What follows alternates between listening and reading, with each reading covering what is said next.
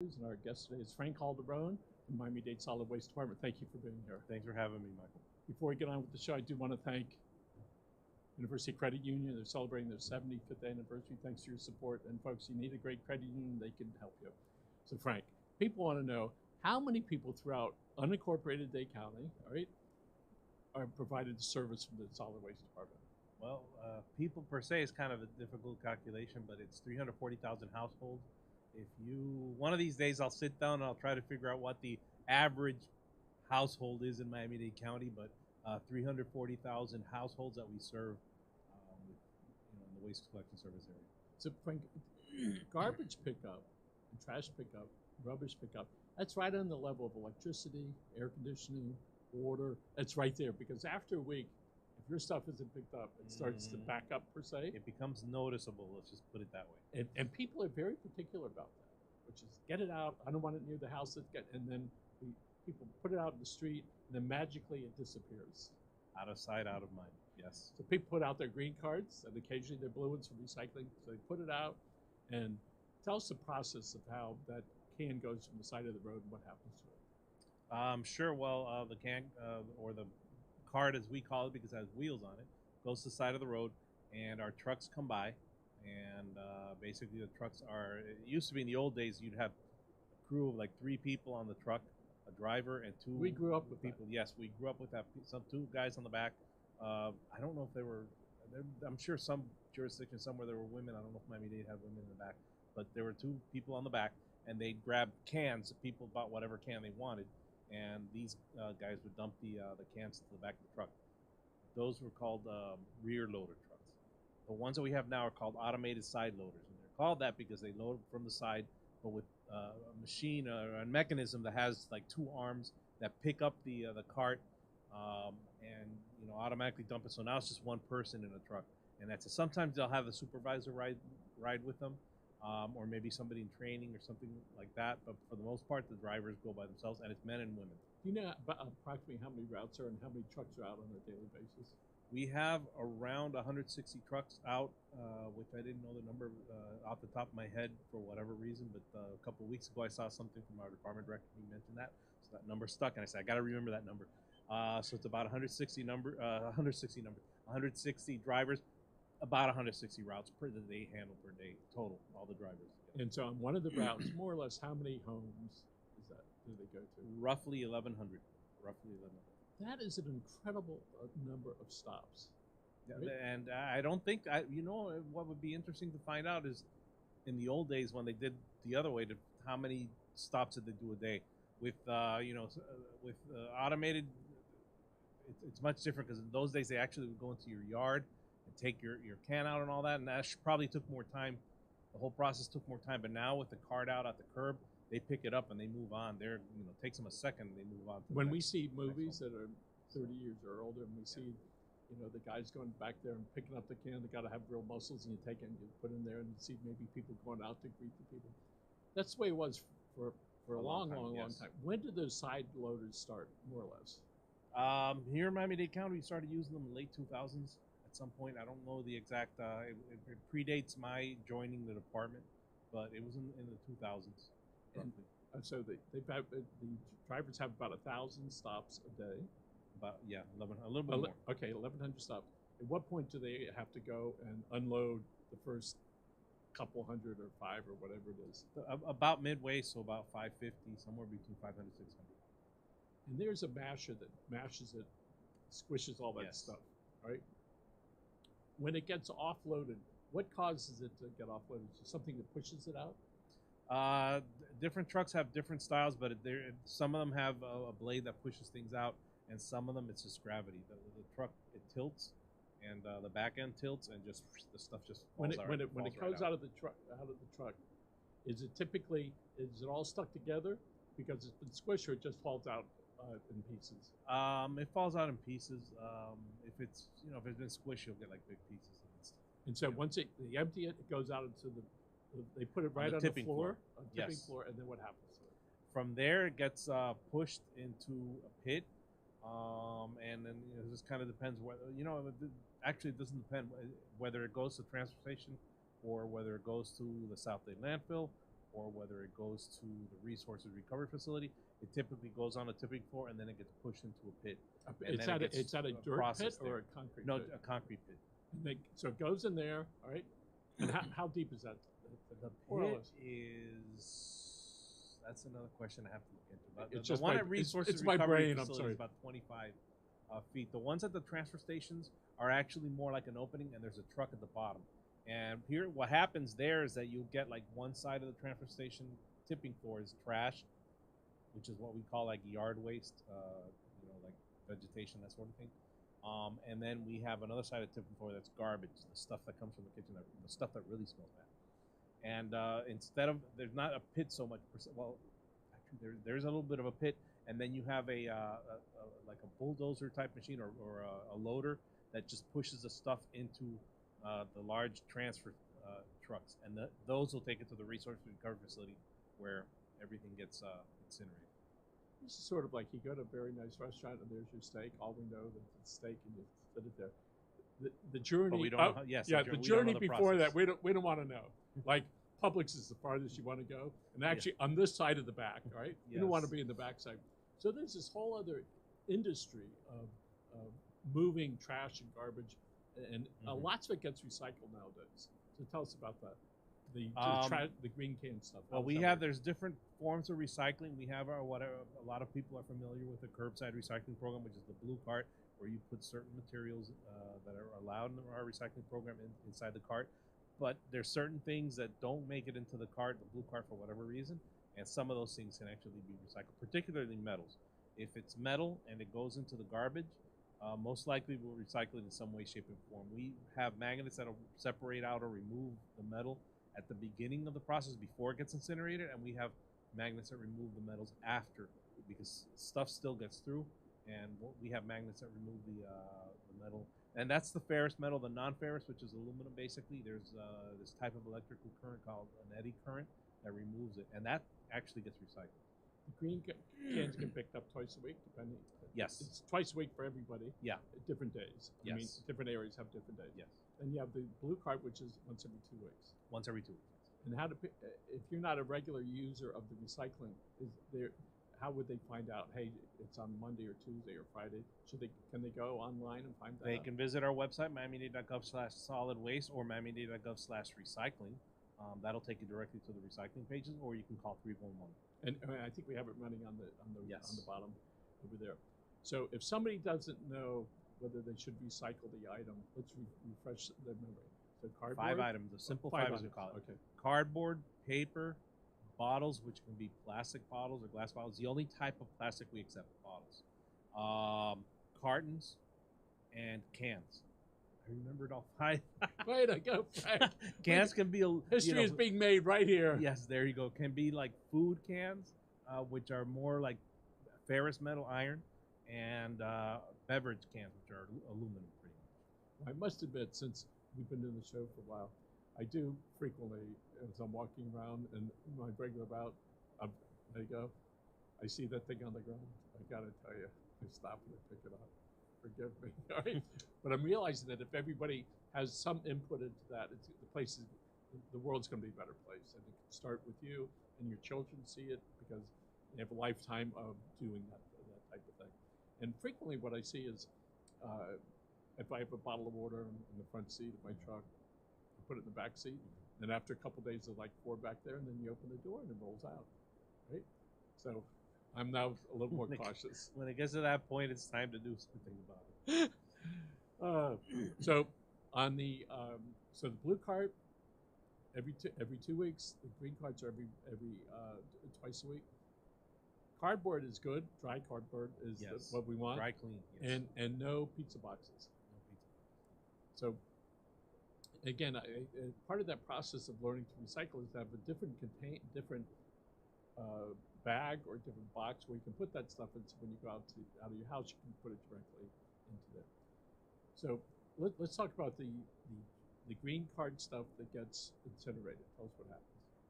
All right. Well, when it gets to the resources recovery facility, it gets processed. There's a little bit of processing there, removing certain stuff that's not going to incinerate or burn, and then it goes into the incinerator. And what happens with that is that the heat created from the incineration creates, there's these boilers with water, and it creates steam from those boilers. The steam turns the turbines that we have there. The turbines create the electrical energy, and that electricity is used at the plant, so the plant powers itself completely. We don't have to worry about FPL or any electrical utility. The plant powers itself completely. Plus, there's an excess capacity, and they sell a lot of that to the city of Homestead, to their electrical utility for their customers. And they are particularly proud of having their own plant. It's their pride and joy to be able to do that. So they get that from the county, and for the power that they don't use, if they have excess, what happens to them?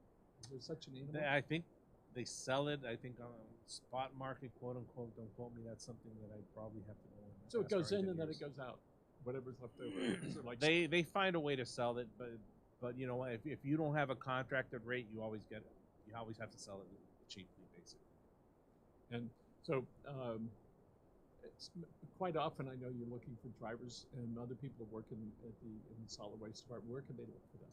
At the moment, we're not looking for waste truck drivers. We're looking for trash, which is the big tractor trailers. But we usually hire from within for those, although the position is open online. But the waste truck drivers, we typically look for those every so often. What's the difference? The waste truck drivers are the persons who pick up the garbage on twice a week.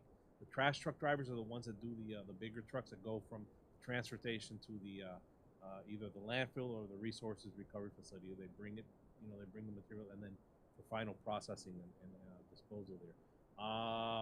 Both require CDL licenses, but I can tell you that just there's such a dearth nationwide and here at the county of people with CDLs that we're not the only department that hires people with CDL licenses. We have our own unique set of benefits. You get all the county benefits, but there's unique circumstances when you drive for us as opposed to driving for different departments. But yeah, at the moment we don't have it advertised, but it's frequently advertised. So just keep looking. It's the place to go to for that is miamidade.gov/jobs, JOBS. And men and women are treated equally. Men and women, yes. And let's talk about those big trucks. It's all automatic. I mean, it's automatic transmission, everything. They operate from a camera and a mirror. They operate that sidearm that picks up like that. Let's talk about a real boy's toy is when they go out with the boat to pick up bulky waste out in your yard. The cranes, yes. All right, we have different setups with the bulky waste. We have what we call the one-man show, which is a truck that has like its own huge bed in the back with the crane, and so typically you don't need a big crew for that. We have a different setup also where you have just the crane by itself, and then there's a couple of trucks that follow along behind it. But we do typically have an extra employee or two that comes along to clean up, and that's one of the things people like about our bulky waste services, that they don't just come, scoop up the stuff with the crane and leave, and then you see little bits and fragments and dirt all over the place. Our people clean up afterwards, and our customers are very happy. That really, when they do that. Those touches make a difference. Just like if you hire a guy to come to your house and he fixes the wall perfectly, but all the stuff is on the ground, there you go. And it takes it takes away from the work, because the reality is that stuff we want to have cleaned up. And I've had my house many times over the years, and it's been all but perfect. And go, look at that. And they're very good at not digging holes in your front yard. They know how to do that, right? So my hat's off to them. So let's talk about if somebody if they got a lot of trash in their backyard, and they go, okay, what do I do with it? So what's the first step? Well, the first step is to call and get an appointment. Call 311 to get an appointment, or you can go online. And then once you have your appointment date in hand, then you can arrange for, and then because now it used to be that you would call, set the stuff out, and you'd have 8 to 9 days, but it would be sitting there for 8 or 9 days, decomposing. Is that the word? Yes, which may not be the most attractive thing in the world. We've changed it now, so now it's like you can only set it out 3 days in advance of your appointment date, but now you have a fixed appointment. Now it's not, we'll pick it up anytime between today and 8 or 9 days out. Now this is the day of your pickup. You can set it out 3 days in advance. What a wonderful balance. Instead of it's in the people's property, all right? And when you get ready, you put it out, and we're going to pick it up really fast, because that does make a big difference. So, and people can go to miami-dade.gov solid waste and see some of the products and services that Yes. that you offer. I know we've asked before, but frequently animals get killed and they're on the street. Yes. If they're on the swale, that's between the street and the sidewalk. a fence, if you will. Yeah. Right. That's considered county property. Public right of way. Yes. Public right of way. You can call. Who picks it up? 311 Animal Services would pick that up. Not solid waste, but animal services. Yes, If it is on private property, cat that just died, all right, and it's next to your front door, that's all you do. Yes. I mean, it's all yes. dig a hole, put the cat in it, whatever, or dispose of it properly, whatever. I'm never sure what that means anymore. By the way, folks, please go to Animal Services, adopt a dog, adopt a cat, because they really need your help out there. Lots of forever homes are needed. And my hat's off to those people out there. They're really committed to making this right. So, hurricane season, I hate to say it, is February, March, April, May, June. It just finished. It just finished. But it's time for people to start Yeah, looking. you do need to think about what big trees here, all right, are gonna if they fall, all right, are gonna have a problem. And this is a really good time to trim that down, all right, because Yeah. even if they want to do it again, at least there won't be that kind of bulky stuff. Springtime is here. I'm not sure when people are supposed to trim, but in springtime is when they all grow. So part of this is to do that stuff in advance, right? Yes. And I had the pleasure of going to one of our sheds in the backyard and looking at all this old paint, old pesticides, old red gas cans that have had dirt on them for the last 5 years, right? What should we do with that? That you can take to our home chemical collection centers, which, notice the word home, so it's residential, it's not commercial, but you can take things like that, old pesticides. You want to do your spring cleaning, you can take a lot of that stuff that shouldn't go in the garbage. You can take it there, paints, pesticides, pool chemicals, old gasoline, things of that nature, old batteries, the typical Eveready, Energizer, Duracell, AA, AAA that you put in your TV remote, those you can toss. Those are just regular garbage. You don't have to worry about doing anything special. It's the rechargeable batteries, the lithium batteries, the button batteries. Those are the ones you should take to our home chemical collection center with your pesticides and paints. You can always check also if you only have like a button battery and you live kind of far. Okay, I understand you're not going to want to drive all the way across town just to dispose of a couple of small button batteries. Check with a local retailer, a battery store, something like that. See if they'll take them from you. That'll save you a trip. Otherwise, you could save it and then wait until you've accumulated other things and you can take it to one of our. Speaking of other things, let's talk about the plastic bags you get at drugstores and some of the grocery stores. After people use them for whatever they are, where do you want them put? They should go in the garbage. Right. They should go in the garbage. They should not go into recycling. Even though it's plastic. Even though it's plastic, it's not the type of plastic we take. It's a very filmy, thin plastic. If it goes into recycling, it's going to just make a big, headache for the folks at the recycling facility. The materials recovery facility, as it's called, it wraps around the equipment, the conveyor belts, that sort of thing. And just they get so many bags, the plastic bags, and they just wrap around the equipment. After every few hours, they have to stop. The people that work there have to dig into and that's all the time. The gears. It's just, they know. This is constant. This is like several times a day. Sometimes they because of the burn it off volume. or cut it off. It's better to throw that in the garbage. So if somebody wants to really understand how strong these are, just swirl them around like that, connect 3 or 4, and have a good time. Yeah. We did a little test here. We have hand towels. They go on the whole thing. So I had the plumber out the other day. He says, "Where am I? Let me show you something." So he takes off 2 of them and puts them together. Go ahead, try to break it. It's almost impossible. So we're replacing all those with a hand towel. It's not in a roll where you can grab 1 or 2 at a time rather than a whole full. That is created so it absorbs water really fast, all right, from your hands, and essentially has the same components that toilet paper does. So it breaks apart. Yes, But it doesn't break apart while you're drying your hands, like toilet paper does. right. Oh, good. And so really happy, all right, because we realize that we use so many things, we have so many things that we can do without. So, and part of that is on those plastic bags. When I go into the drugstores, it's usually for 1 or 2 items. I need a bag, and you keep the receipt. Because because I have it from the credit card. And so that just makes life so much simpler, because we have the drawer like everybody else is filled with these plastic bags, and at some point we're going to throw them out. So if we as consumers say I don't want it, at some point the manufacturer will make less. Yeah. So one day, will there be a company that can take those plastic bags and do something with them, or is that just? Oh, there are people now. They are recyclable. It's just not recyclable in our program because Yes. we take the bottles, so we can't take the plastic film type. Right. That has to be separate. That's hard to mix in with other items and then try to separate it later. That's something that has to be separated by itself. There are retail stores that you can go to that have a recycling bin out front. I see it and at they'll take grocery stores. They got a bag. Yes, I've seen them. I've seen them at different stores. Yeah. So what are some products that are now being recycled that used to be thrown away? Right, let's say in the last 20 years. Well, plastic bottles are a big one. The interesting thing with plastic bottles, you can make so many different things out of it. Most people assume that you just make new plastic bottles. I don't know if they can even make new plastic bottles or not, but one of the things they can do is make polyester out of it, and that can be like fill for a jacket to make the jacket, nice and fluffy and warm, or it can be a T-shirt or a vest. They can also make park bench materials out of it. They can do all I've kinds seen of those different benches. things. Right. What about roads nowadays? What's some of the products that are going into roads? Was it tires? For a while? Tires, I don't know. I at one point glass.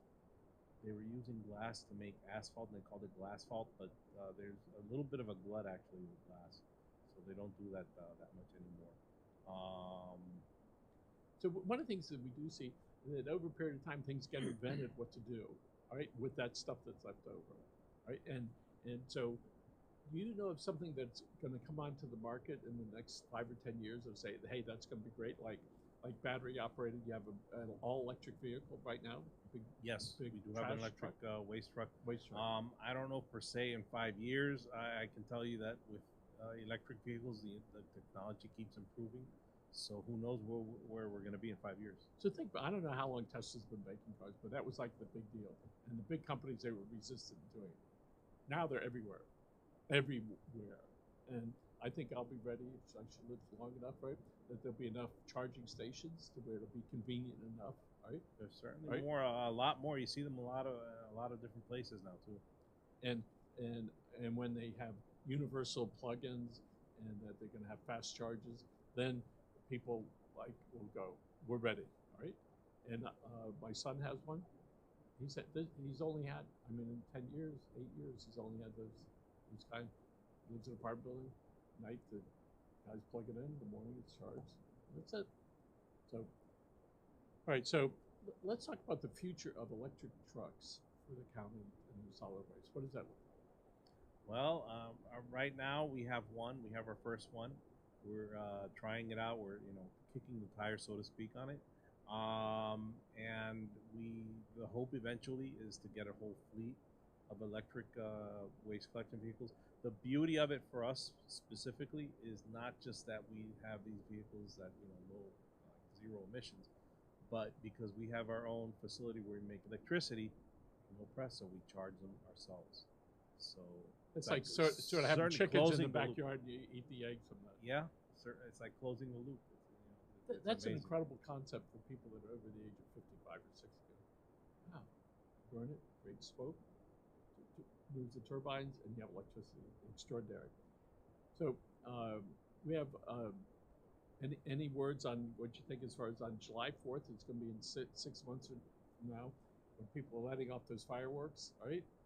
You have any unofficial thing about this? Any unofficial thing? Well, first, July 4th is a holiday for us. It's one of the 3 holidays we take for garbage, so no garbage will be picked up. Son of a gun. That's one. But the other thing with fireworks is we do put out a news release, and I think even the fire department links back to us, is make sure that the fireworks are completely, and if you're gonna have a cookout too, make sure that the poles, the fireworks, everything's completely out, cooled, doused, preferably with water, before you even think about putting it in your cart. We have a not so funny for the person this happened to story. Some years ago, we had a customer who called, left a voicemail on somebody's phone. and said that they put, I don't know if it was coals or fireworks or whatever that were still hot inside a plastic cart And those are thick plastic. and melted it. And So it they was- need a replacement, but guess what? They were charged for it. It was and so, and speaking of replacements, say other than abuse, all right, or negligence, Yes. all right, people can order another cart if it's Yes. broken. They come down and they see if they can fix it or replace it. Yes. If you want an additional one, it's going to cost you a couple. Well, for recycling, an additional cart is free.